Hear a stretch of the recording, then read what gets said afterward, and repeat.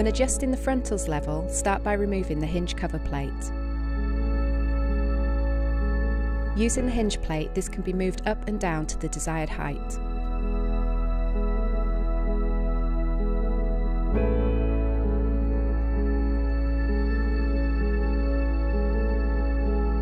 To adjust the door level, you will require a Phillips screwdriver.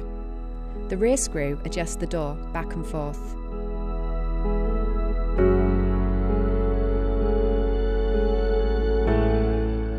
The front screw adjusts the height of the door.